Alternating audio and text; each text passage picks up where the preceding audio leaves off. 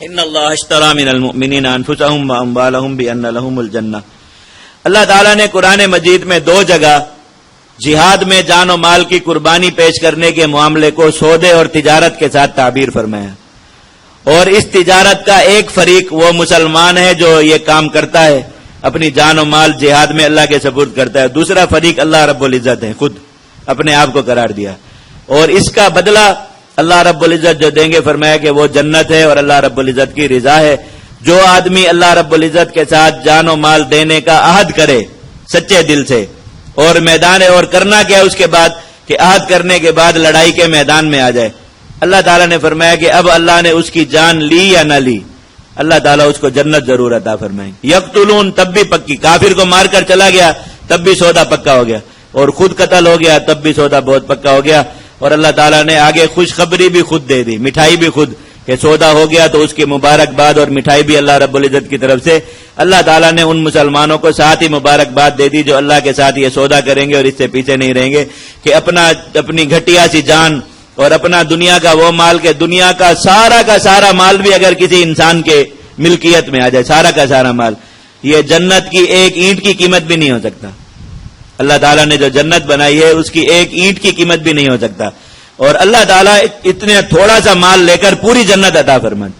جو جنت میں باغات بھی ہیں، محلات بھی ہیں، حوریں بھی ہیں، ہر طرح کا آرام اور راحت بھی ہے، خادم بھی ہیں، سب کچھ ہے، گھومنا پھرنا بھی ہے، نہریں بھی ہیں، خوبصورت مناظر بھی ہیں، دنیا کی ہر چیز اس کے اندر ہے،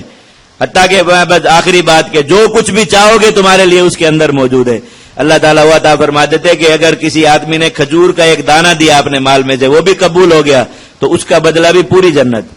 جنہوں نے ایک دن کی دہاڑی کی مزدوری دے دی وہ بھی قبول ہو گیا تو اس کا بدلہ پوری جنت۔ اللہ رب العزت نے فرمایا کہ یہ سودا کر لے، اس سے پیچھے نہ رہو، اس سے پیچھے رہ جانا بہت خسارے کی بات ہے۔ انسان دنیا میں اپنا مال بچا لے، اپنی جان بچا لے، اللہ کو نہ دے سکے تو یہ ساری چیزیں وبال ہیں، حساب ہیں، حساب کتاب۔ حضرت عمر رضی اللہ عنہ کیا فرماتے تھے کہ حضرت علی رضی اللہ تعالیٰ عنہ کہ دنیا کا مال جیسا بھی ہو مومن کے لیے اچھا بہرحال نہیں ہے، حرام ہے تو وبال ہے، اور اگر حلال ہے تو حساب ہے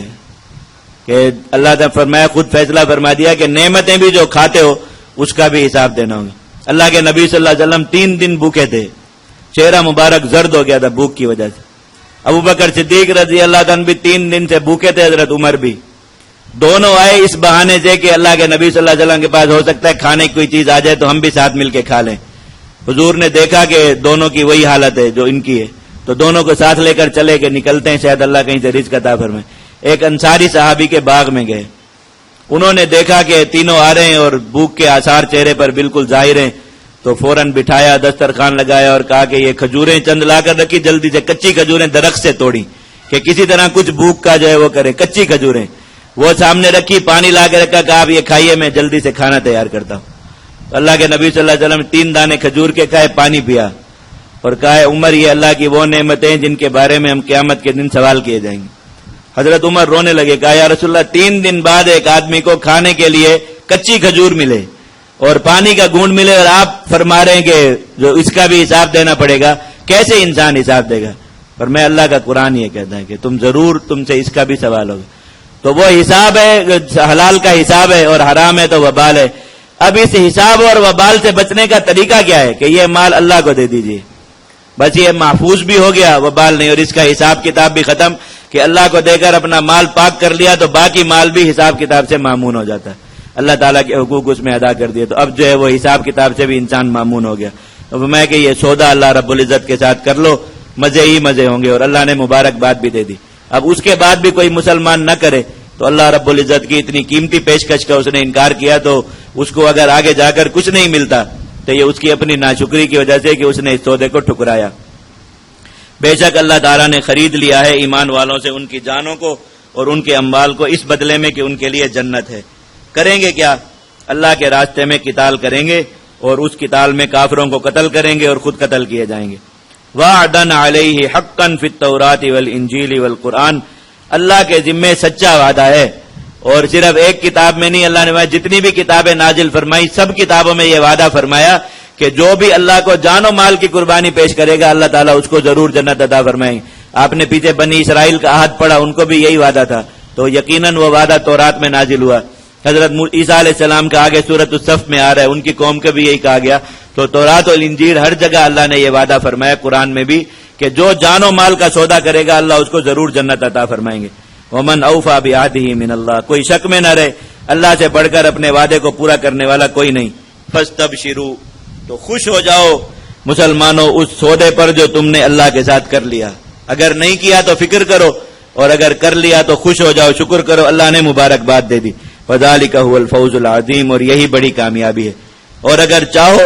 کہ تم بھی یہ سودا کر سکو تو اپنے اندر یہ صفات پیدا کرو جو اللہ رب العزت نے بیان فرمائی کہ ایسے ایمان والوں کے لیے یہ سودا کرنا آسان ہوتا ہے. التائبون، توبہ کرنے والے، العابدون یعنی گناہوں سے مزے لینے والے، گناہوں پر اکڑے رہنے والے نہیں بلکہ گناہوں سے توبہ کر لینے والے. ایسے لوگوں کے لیے اللہ کے لیے جان و مال کا سودا کرنا آسان ہے. جن کو گناہوں کی لت لگی ہو اور ان گناہوں کو چھوڑنا نہ چاہتے ہوں، ایسے لوگ کبھی بھی اللہ کے ساتھ جان مال کا سودا نہیں کر سکتے. مال گناہوں میں خرچ کرتے رہیں گے اور جان بچانے کی ہمیشہ فکر ہوگی کہ جان رہے گی تو یہ گناہ رہیں گے. العابدون، اللہ کی عبادت کرنے والے، الحامدون، اللہ کا شکر کرنے والے، السائحون، روزہ رکھنے والے، الراکعون الساجدون، رکوع سجدہ کرنے والے،